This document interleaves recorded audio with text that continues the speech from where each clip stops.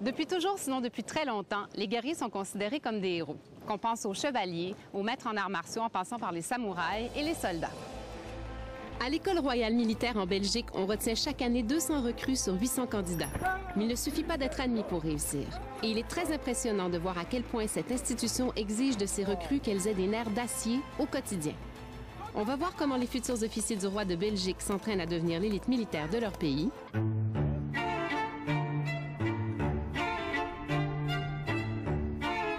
Bien loin de la Chine et de son 1,5 milliard d'habitants, la Belgique est un pays qui conserve un système monarchique et le roi ici est une source de fierté pour les 11 millions de sujets de ce royaume. Ici, Sa Majesté demeure officiellement le chef de l'État et des armées. Il faut souligner que, comme dans la plupart des pays européens, la Belgique a supprimé le service militaire obligatoire. Ceux qui entrent à l'armée aujourd'hui le font donc par choix. Et les futurs officiers qui aspirent aux plus hautes fonctions militaires doivent presque impérativement passer par les portes de l'École royale militaire de Bruxelles. L'école existe depuis 1834. Elle a été fondée par le roi Léopold Ier, le monsieur ici. On y forme ici la crème de la crème des officiers parce qu'on leur enseigne autant sur un plan sportif et militaire qu'académique, ce qui donne pour résultat une armée aussi forte de corps que d'esprit.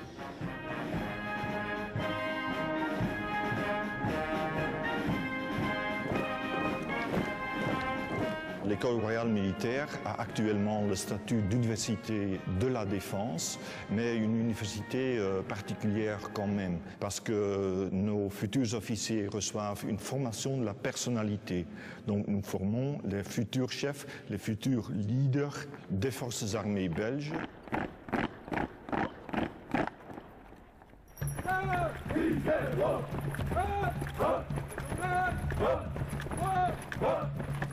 Pendant 4 semaines intensives, les élèves officiers doivent apprendre à donner des ordres, à faire respecter le sens de l'autorité et la discipline qui sont propres à l'esprit militaire. Est-ce que c'est clair? Est-ce que c'est clair?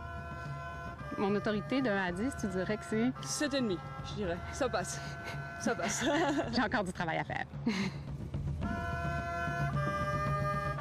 Durant leur formation, les élèves de l'École royale militaire apprendront vite à prendre plus de responsabilités et à commander des troupes.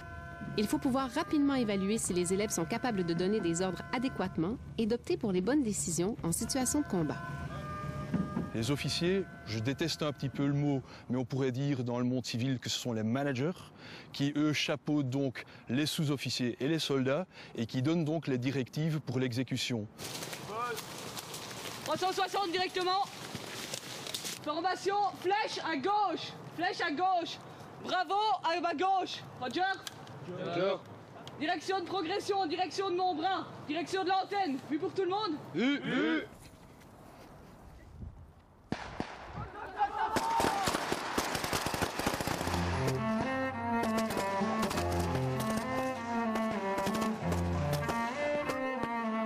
Les gens doivent être à même d'analyser une situation, tout d'abord. Qu'est-ce qui se passe? Réfléchir à ma solution de préférence serait laquelle ici? Est-ce que je vais attaquer? Est-ce que je peux attaquer? Est-ce que c'est pas trop loin? Comment est-ce que je guide mes soldats? Qu'est-ce que je leur donne comme directive? Et puis, lancer les gens, sachant que pendant que tout cela se passe, les soldats sont déjà en train de tirer, donc il y a beaucoup de bruit, il y a beaucoup de stress, il y a beaucoup de choses qui bougent. Et le chef de section doit quand même arriver à faire bouger les gens comme lui ou elle le veut. De One sommes tombés au contact à hauteur de la baby piste face à un fût. De One out.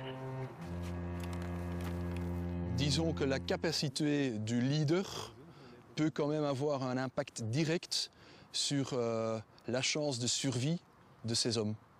Il ne prend pas les bonnes décisions, ou pire encore, il ne prend pas de décisions.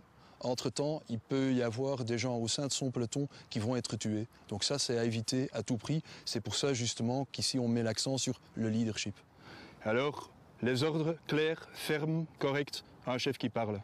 Et vous voyez, même si à un certain moment donné, ça ne passe pas dans l'immédiat, c'est répercuté au sein de la section parce que les gens savent ce que vous attendez d'eux. Et c'est à ça qu'il faut en venir. Bonne prestation. Merci. Il y a beaucoup de théories concernant le leadership, mais le leadership, ça doit se vivre. Donc il y a des gens qui ont ça d'une façon naturelle, il y a d'autres gens qui l'ont un peu moins. Et ça, on essaye de notre côté à encourager tout le monde pour, je dirais presque à tour de rôle, relever ce défi. Ici, le but, c'est qu'à la fin du camp, tout le monde soit formé en tant que chef de section. Donc forcément, tout le monde va se passer le HH et le rôle du chef de section pour que tout le monde puisse s'entraîner. Parce que le but ici, c'est de former vraiment que des officiers. Au début, évidemment, la première fois qu'on passe, c'est stressant. Mais ici, maintenant, ça devient naturel. On s'habitue, on a des procédures à respecter. Et ça devient vraiment presque naturel. On continue le pont. Observez mouvement. Au début, ce qui n'est pas évident, c'est évidemment de se faire respecter par les gars. Il faut toujours prouver ce qu'on vaut, ça c'est certain, surtout en tant que femme. Maintenant, pour le reste, une fois qu'on l'a prouvé, il n'y a plus de soucis, il faut s'imposer, gueuler quand ici ça tire, il faut vraiment avoir de la voix. Et puis il y a aussi évidemment au niveau physique, il faut toujours suivre ces hommes et être devant eux. Et on ne peut pas se permettre d'être derrière quand on est leader, donc en tant que femme, ça demande parfois un peu plus d'effort aussi. Effort. On retrouve d'ailleurs le même genre d'exigence que celle des entraîneurs chinois en Belgique. Car ce qu'on demande aux jeunes guerriers, c'est rien de moins qu'être excellent dans tout. À l'École royale militaire, les élèves officiers suivent non seulement une formation militaire, mais aussi académique et sportive.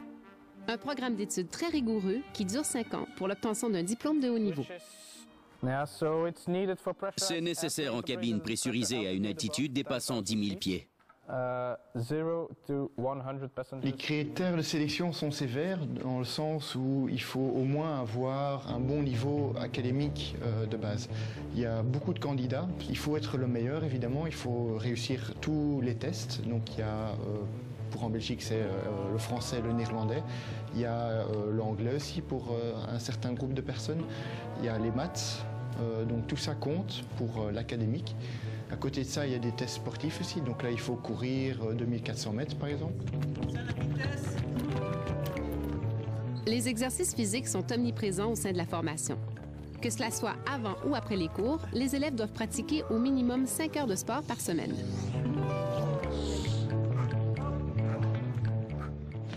La vie militaire en opération est assez lourde physiquement. Donc quelqu'un de sportif sera beaucoup plus endurant sur le terrain. Donc c'est un peu pitoyable d'être officier ou de devenir officier, sachant qu'au moment où le peloton va faire une course à pied, que le dernier sera l'officier. Alors on pourrait penser que la vie ici à l'école militaire est assez stricte, assez fort militaire, mais au final ce ne l'est pas. On est en internat, on reste ici du lundi jusqu'au vendredi compris. Il faut savoir qu'il y a vraiment tout ici. On peut manger ici, on peut faire du sport ici, donc on n'a pas besoin de sortir de l'école pour faire quelque chose, ce qui nous permet de se concentrer sur la partie académique. Et c'est ce que l'école militaire veut. On est payé même en tant que militaire, et donc au final payé pour étudier, payé pour réussir les 5 années ici.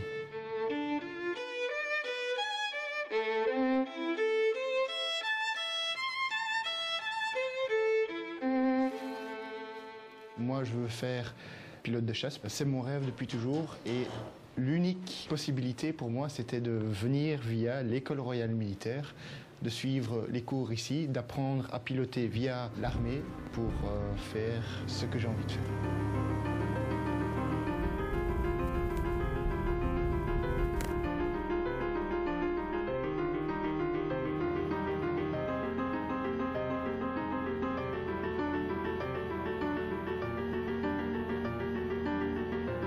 Voler pour moi, c'est mon rêve depuis toujours. Depuis tout petit, j'ai regardé tous les films et toutes les émissions concernant l'aviation. Et je me suis dit à ce moment-là que je voulais essayer. J'ai essayé et j'en suis tombé amoureux, on va dire. J'adore cette sensation de liberté quand on est en vol. C'est quelque chose d'incroyable.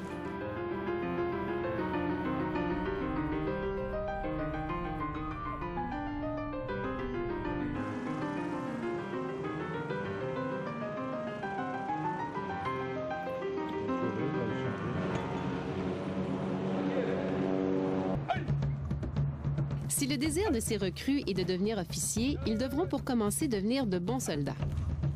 Et à l'École royale militaire, lors des camps d'entraînement, en plus des leçons de leadership, les futurs dirigeants de l'armée belge apprendront le b.a.-ba de la vie militaire.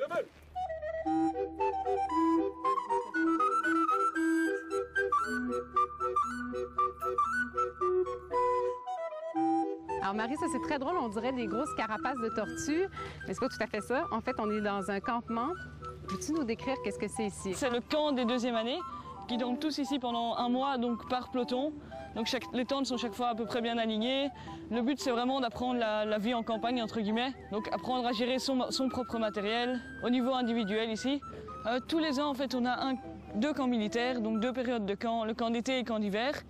Et chaque fois l'objectif c'est de progresser au niveau militaire. Donc on commence par la PIM, donc phase d'initiation militaire.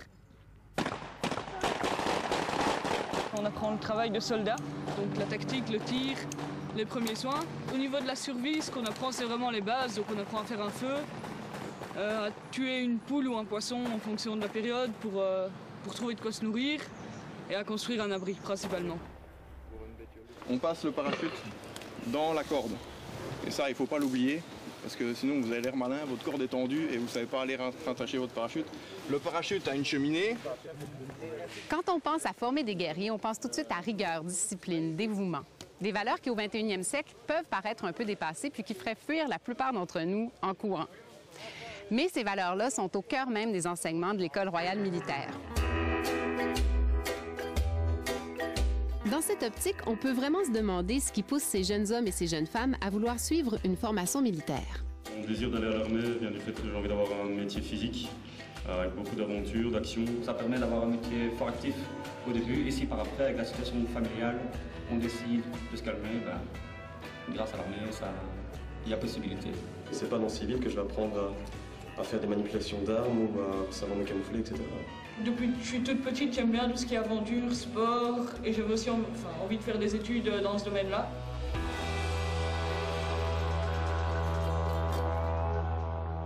Une des grandes raisons pour laquelle tout le monde est là, c'est l'esprit d'entraide qu'on a ici. C'est un esprit qu'on retrouve, je pense, pas dans le civil, même pas ailleurs. Apprendre à vivre avec le minimum. Pendant tous les camps, on est toujours poussé à travailler ensemble. Il y a un certain esprit de cohésion qui se forme. On travaille toujours les uns pour les autres et sans ça, ça ne pourrait pas fonctionner. La grande difficulté de cette école, c'est qu'il faut d'une part réussir académiquement, être toujours au taquet pendant l'année, et puis directement, après l'année académique, on part directement en camp, et c'est ça qui est très dur au fait, c'est d'enchaîner les deux. Voilà, c'est pas facile à concilier, c'est un véritable défi.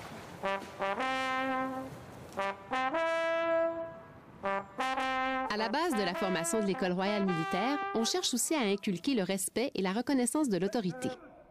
Le principe de la hiérarchie est fondamental au bon fonctionnement de la vie militaire. Il doit être parfaitement assimilé par les futurs officiers qui devront un jour à leur tour le faire respecter. On apprend les grades, par exemple, on apprend à se présenter de manière officielle devant l'officier, etc. Et tout ça engendre un respect qui est automatique.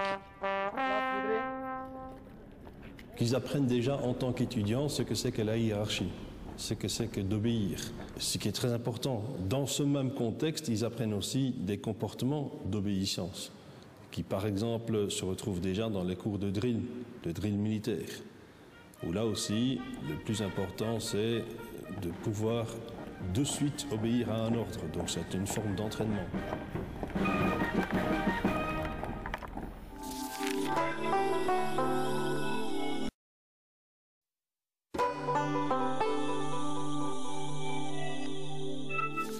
À l'École royale militaire, tout est réglé au quart de tour. Chaque activité, chaque cours a entre autres pour but de développer la volonté de servir.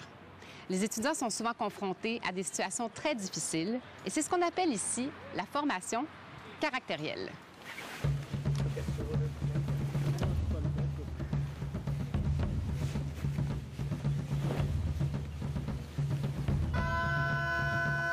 Donc ici, vous allez traverser par 5. De l'autre côté, je vous demande de sortir, de mettre votre sac au dos le plus possible. Et le but, c'est de retourner à vos tentes. Les 5 premiers, vous pouvez y aller. Pour moi, personnellement, c'est les exercices longue durée qui demandent le plus de courage. Donc c'est par exemple, disons 24 heures sans dormir et puis 2 heures de sommeil et puis repartir. C'est là que ça devient pour moi le plus difficile.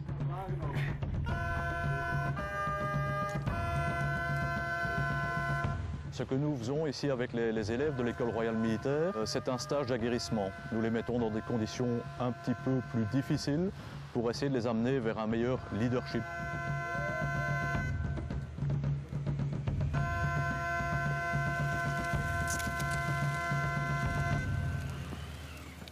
a remarqué par le passé que les conditions extrêmes permettent parfois de prendre de la confiance et ça amène au leadership.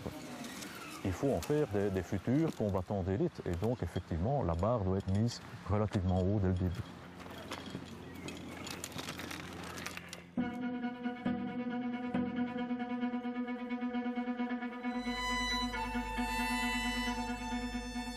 Pour la plupart des élèves, se familiariser et s'habituer à l'aspect potentiellement violent de leur futur métier représente aussi une épreuve. Lors des exercices de simulation, les élèves commencent à prendre conscience qu'un jour, ils devront peut-être tuer des hommes. Nous formons d'abord des futurs leaders. Ils sont en quelque sorte managers, ils sont diplomates et s'il faut, ils sont aussi guerriers.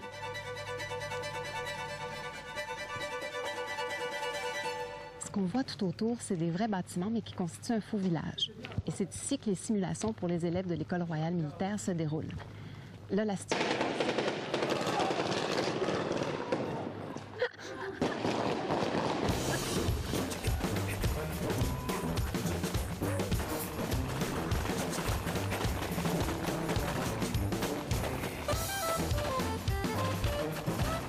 Ici on tire à blanc dans le village pour vraiment se mettre dans le film, s'entraîner. C'est beaucoup plus réaliste de tirer à blanc que de vouloir faire semblant.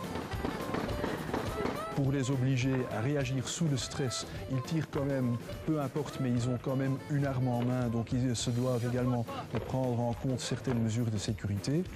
Justement, pour rajouter ce facteur stress à leur formation, on les oblige à tirer.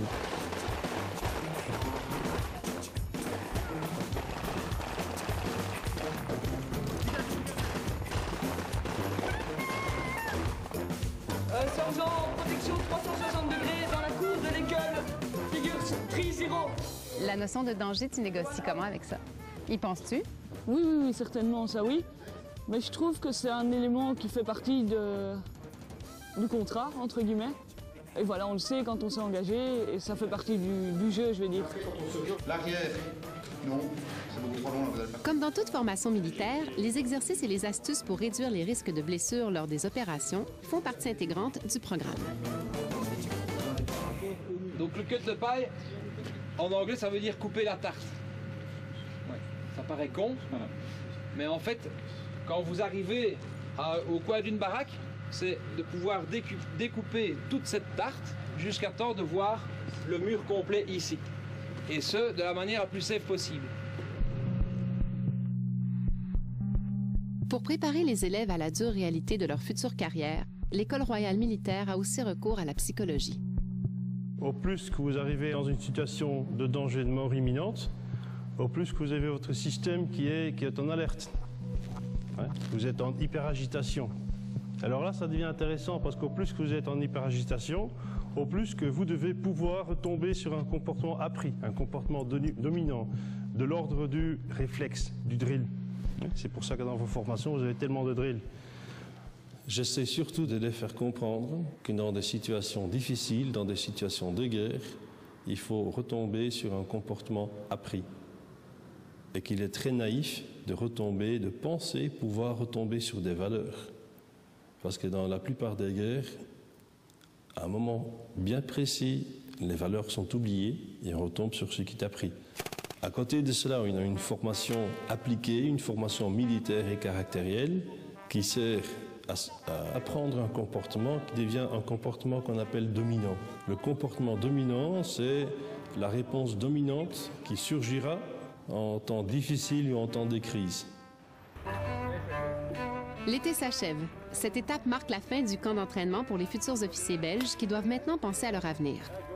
Ceux qui auront réussi les épreuves pratiques de ce chapitre exigeant pourront poursuivre leurs études à l'École royale militaire. Et au dire des instructeurs, ce sont des étudiants transformés qui retourneront sur les bancs d'école. On voit vraiment des jeunes gens qui se développent, qui prennent confiance. Au bout de 6 semaines, on voit vraiment des militaires qui sont fiers du métier, qui ont grandi, qui ont pris de l'allure et qui veulent aller de l'avant. Les gens, petit à petit, ils sont plus confiants. Ils voient qu'ils savent réussir la formation, ils s'entraident et ils poussent Au terme de leurs 5 années d'études, les officiers formés ici iront souvent compléter leur formation professionnelle dans un champ plus spécifique de l'armée. Ils pourront éventuellement être déployés à l'étranger selon les événements et les missions diplomatiques. Plus souvent qu'autrement dans sa carrière, le guerrier belge n'ira pas à la guerre, mais plutôt en mission de paix.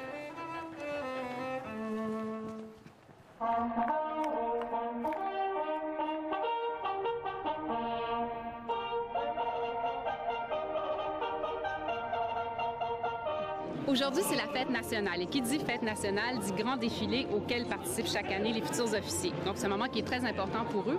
Mais cette année, pour ajouter un petit peu de pression, c'est le couronnement du nouveau roi, qui est le prince Philippe. Et savez-vous où a étudié le prince Philippe? Ici. Comme quoi, ça peut mener loin. Hein? Je suis très heureux de participer à mon premier défilé. Les années précédentes, j'avais l'habitude de regarder le défilé à la télévision. Aujourd'hui, je suis acteur et c'est une fierté pour moi. On a toujours vu ça de l'extérieur et c'est autre chose de vivre ça de l'intérieur. On est fiers d'enfin faire partie du mouvement et de pouvoir montrer aux gens et à la population qu'on est là pour eux, ainsi qu'à notre roi.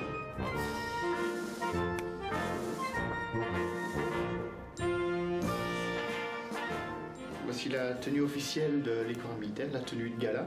Une tenue qu'on peut uniquement mettre sur ordre en fait. On ne peut pas la porter quand on veut. Et aujourd'hui pour le défilé national, j'ai mis mon uniforme, je serai porte-étendard. Aujourd'hui, moi, ça sera mon dernier défilé dans la tenue gala ERM. J'ai donné tout de moi-même pendant 5 ans pour en arriver là où je suis aujourd'hui. C'est une page que j'ai envie de tourner parce que ce qui arrive est quand même magnifique aussi. Une fois les cours terminés, plusieurs élèves auront développé les compétences nécessaires pour devenir des meneurs d'hommes. Et lorsqu'ils se retrouveront devant leurs troupes ou confrontés à des situations difficiles, ils devront garder en tête ce qu'ils auront appris sur le rôle véritable d'un chef. Servir son pays par le biais d'être pilote de chasse, pour moi ce serait un honneur complet, vu que c'est de un mon rêve et de deux servir, être utile à la population belge. C'est l'idéal pour moi, il n'y a pas quelque chose de mieux, donc c'est pour ça que j'ai choisi cette voie-là.